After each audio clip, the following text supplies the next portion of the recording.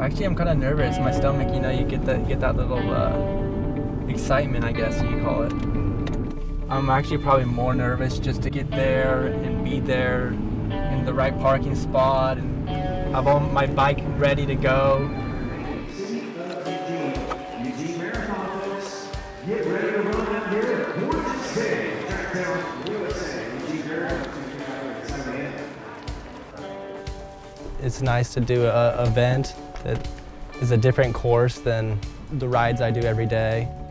And hopefully I'll get to compete against other hand cyclists, because I've heard there's hand cyclists that have been there in the past, and it's something I've always wanted to do.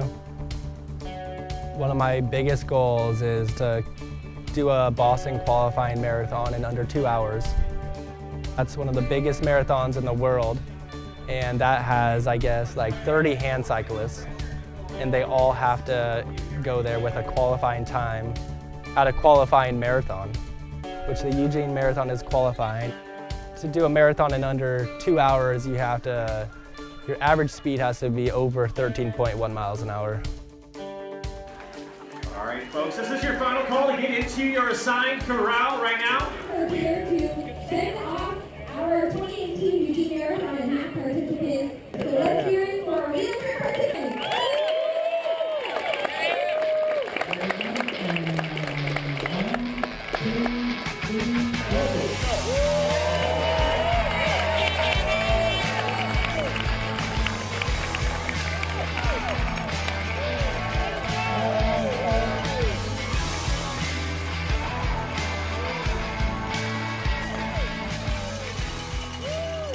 I was 16 years old when the accident happened.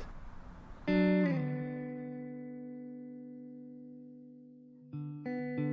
were at this Supercross track. It was Super Bowl Sunday, so a lot of family and friends were at a Super Bowl party here in town.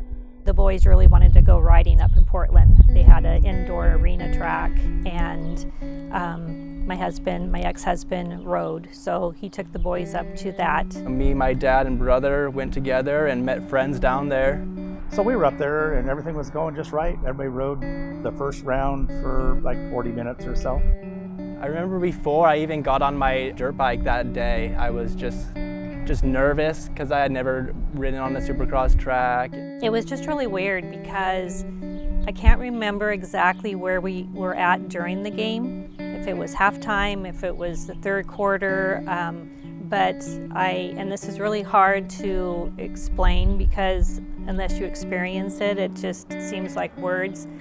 But I can remember sitting there watching commercials, and all of a sudden I had this, I just had this vision that Alex was hurt.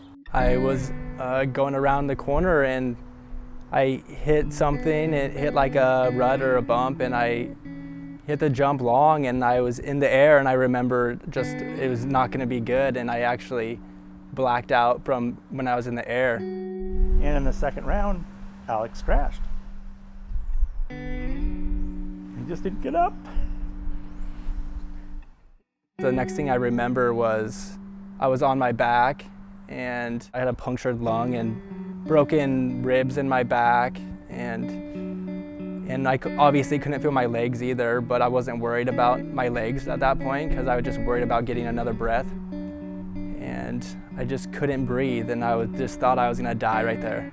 15 minutes later is when we got the call, and Mark had just said that Alex was hurt and I needed to come to Portland. They had every safety measure that you could possibly have.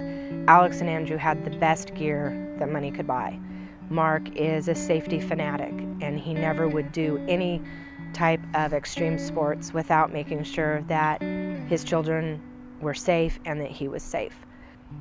It was a very freak accident that happened. I knew my brother was behind me when I fell down, so he was on the track with me at the same time.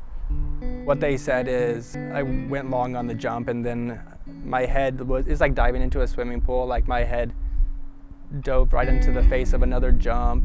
Then I was in the hospital for probably 3 months, and I remember even after the accident, like just to sit up, just to not be laying down in a hospital bed was impossible.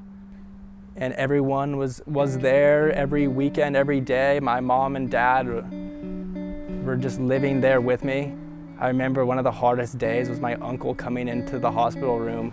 We just looked at each other and we just started crying. And we couldn't even get a word out because we were both thinking, we golf all the time and we're not gonna be able to do that no more. And I just remember when he asked, you know, Mom, I can't feel my legs, will I ever walk again? I think that was the hardest thing to tell him. Sorry. and I mean, obviously he was upset and disappointed, but he just took it so well. He just, ever since that moment, he fought in rehab and recovery, and just learning how to move around in the chair and to do certain things. Things didn't stop him. His family, they didn't get a manual. They didn't get a how-to instruction booklet. Everything has been learning, teaching, research, listening to what the doctors have to say, and figuring it out on your own. After I got hurt, we were trying to find a trainer that would actually try and work my legs out. He had heard about me via physical therapists and other physicians and surgeons and stuff, and came here to get some kind of rehabilitation. Very traumatic, needless to say, at 16 years old to all of a sudden, not have the ability to walk anymore, and to have pretty much everyone telling them that this is his life from now on, and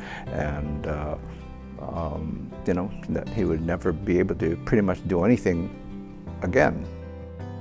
I find that a pretty bleak picture that a lot of people have painted for him.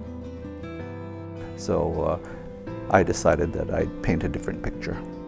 After dwelling for so long and finally just accepting that I was going to do things differently and kind of just focused on life and accepting the fact that, maybe I'm not going to be able to walk again, and that I just need to live my life and just do things during the day that I love.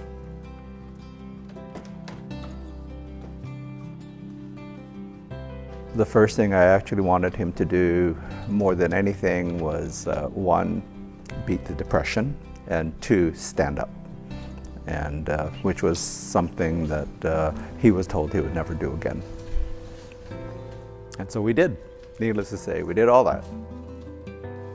San played a big part in, I would say, Alex's recovery and being able to feel confident and being able to have that self-esteem and what it takes to be able to help him get through what he was going through. The number one thing for me, of course, was his rehabilitation, and to not only do it physically, but to do it mentally. Whenever he was at the gym, he was always happy because I think San pushed him so hard and he wanted to be pushed. Hand cycling has been a huge outlet for me. I'm amazed at the speeds I have accomplished, and there's some days that it's like, wow, how am I doing this? It's just something you can do, by yourself, and you just get on your bike and you ride and you make goals for yourself. It's just something I enjoy, and it's something I kind of feel obligated to do, but I don't ever get on my bike and not have fun. I got my hand cycle when I was 16 years old. And it's funny to look back at that date, because I remember I would go 3 miles and think that I was, going for a little ride, and until I just kept building up and enjoying it more. Because I used to not enjoy riding my bike as much as I do now, just because it's a lot harder to get around town back in the day when, you were weaker. And if I definitely trained for it, put in the time to be where I'm at. I had gotten donated bikes and standing frame and so much stuff, and just needed to start using the equipment just to better myself every day. He realized that this is life now, and my life is going to be what I make of it. Didn't matter if he was wakeboarding, if he was snowboarding, if he was BMX biking, if he was paintballing, if he was rollerblading, everything the Alex that I know and the Alex that I knew before the accident, and the Alex that I know today, he is all in. It's all or nothing. A lot of us, could just sit around and mope and eat and not feel energetic, but not Alex. He's incredible, and I don't say that just because I'm his mom. I just say that because he has so many drives to stay fit and to do, you know, to be outdoors and to do the things that he loves to do. Just because he doesn't have his legs, there are ways of being able to do almost anything that you would like to do.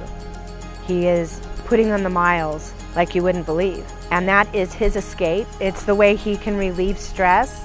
It's the way he can clear his mind, but he also got really good at it. People that ride hand cycles, there's not a lot of them. There's not a lot of people in wheelchairs.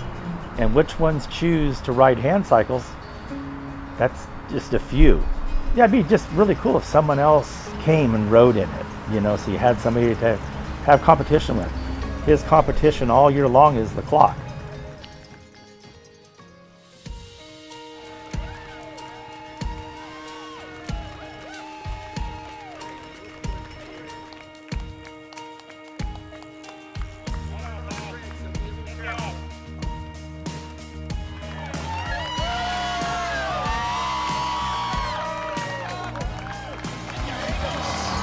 And here you go, folks. Here is your hand cyclist. Nice job, Alex Esterberg. Good job. Champion in the hand cycle division. Way to go.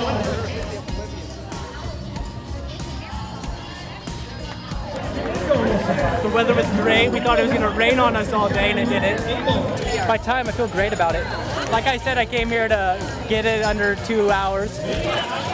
But next time, next year. I feel so accomplished with that time. 2 hours and 8 minutes is crazy time. It's a goal I have, but I ride my bike for fun, and I have plenty of fun training on my own and breaking my own goals, you know, for myself. For Alex to qualify for Boston would be tremendous. That would be one of the highlights in my career. The thing is, he'll do it. I guarantee you, take my word for it, man. He will do it. No question. He will do it. I'm just so very proud of him for sticking to his passions. I look forward to the future of continuing to grow with my son and to travel and to help him reach his goals. Every day, I'll try and just make my day better than the last day. And I'm proud of myself for doing all the things that I'm doing, and I'm not just sitting around and waiting for the next day to come. I'm gonna live my life. I'm not gonna care about what other people think. And with the family and friends that are like my age and older than me, encourage me to go out and do whatever I want to do. And even if it is something out of the ordinary, because I have to do it in a chair, they're gonna be right there supporting me. Life is great. We take a lot of things for granted, and just, you know, to keep doing the things you love to do and just keep going.